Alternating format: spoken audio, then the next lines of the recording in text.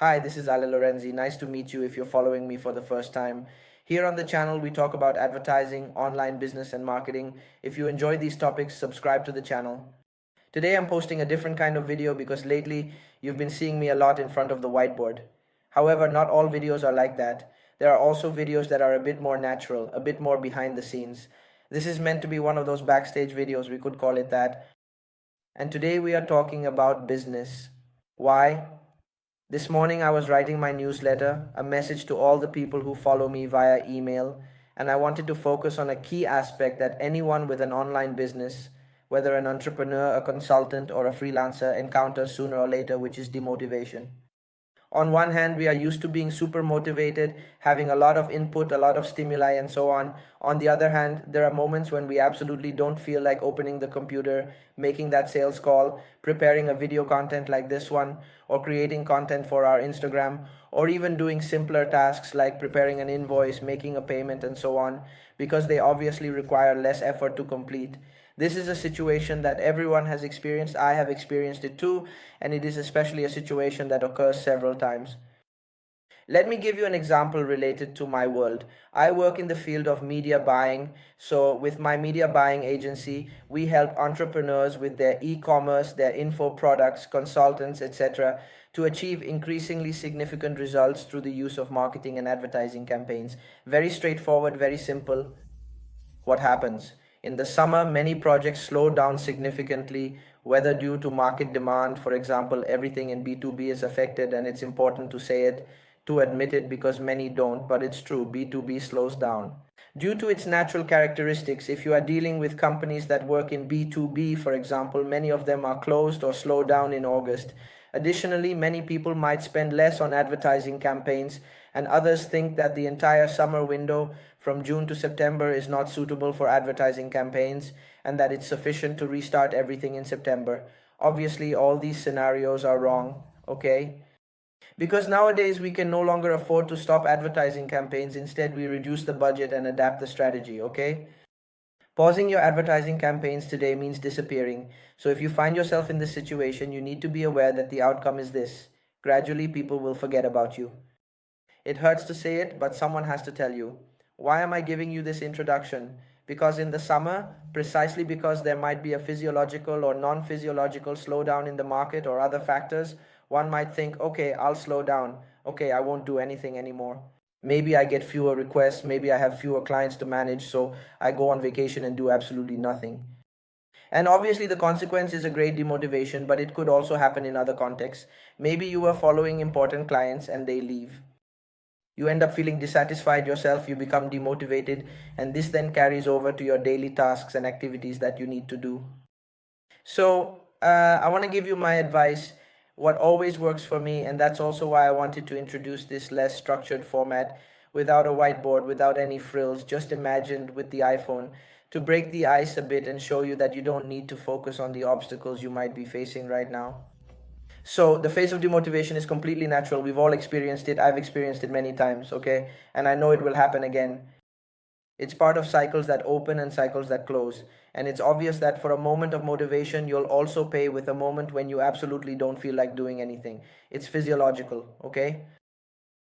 What we need to do is behave in a rational way, meaning we cannot allow our emotions, such as the desire to do nothing, the urge to procrastinate, and the inclination to delay, to interfere in any way with what we need to do. Because if today, for example, we don't send that email, which might seem like a very simple task with zero repercussions, I assure you that there are actually repercussions. A few years ago on this channel, because this YouTube channel has been around for a long time now, and I'm obviously happy about that, I published a video where I explained how I think when I take actions. So the first consequence, the second consequence. So if I don't send this email today, the first consequence could be thinking, okay, my audience simply won't hear from me, or maybe I don't publish this video. Well, my audience will get used to not seeing me. Okay, what's the second consequence? Fewer sales, fewer requests, people will forget about me, etc., etc., etc. So the very first thing I can tell you as a suggestion, if you are currently going through a moment of demotivation, is to remember that there is a second consequence. So what you are postponing today that seems innocent or harmless actually has a second consequence that is almost always more serious than the first. Think and weigh things the right way. Secondly, don't dwell too much on the obstacles. Let's take the example of the video, and here I also get to the point of wanting to shoot this video with the iPhone in a super chill, simple, and quick way. Often, when we are demotivated, we see a lot of obstacles as much more significant, much heavier than they actually are.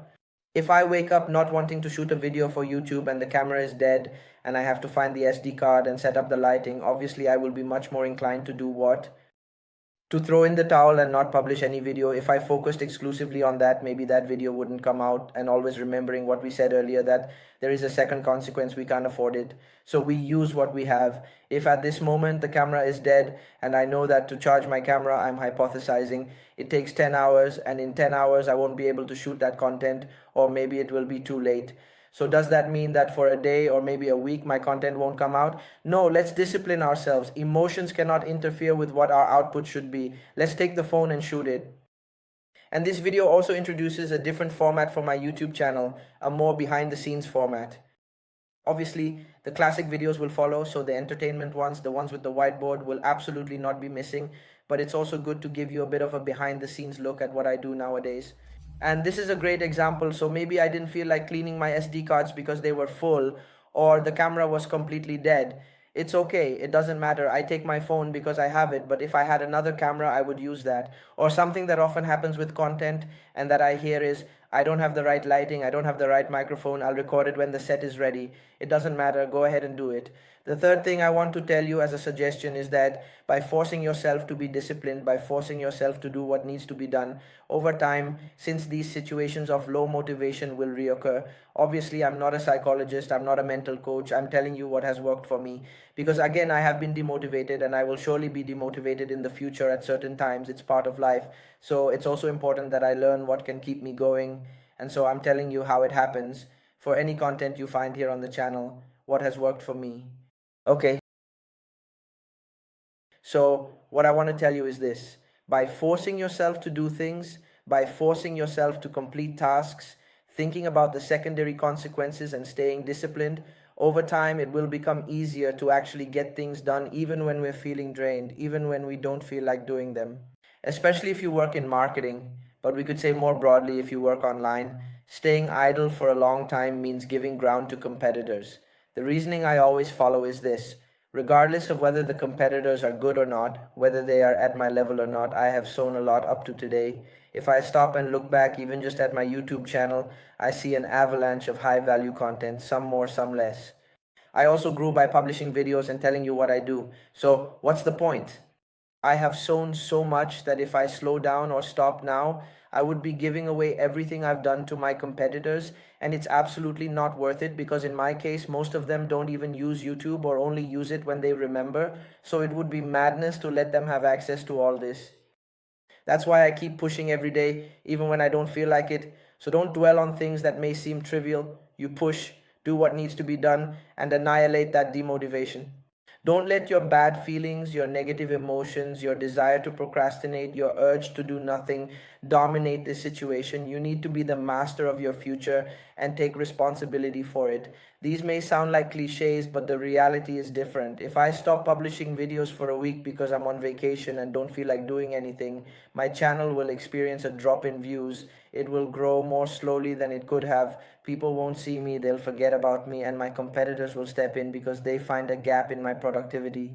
So you also understand how simply not publishing a video, not showing up, not posting the reel according to your strategy can allow someone else to steal your ground, and it's never worth it. So I urge you to do what needs to be done even when you don't feel like it. These were obviously my tips. I repeat, with this more behind the scenes format, more will come because I want to show you some more backstage insights, so let me know. I hope you enjoyed this video, and I'll see you in the next one. Bye.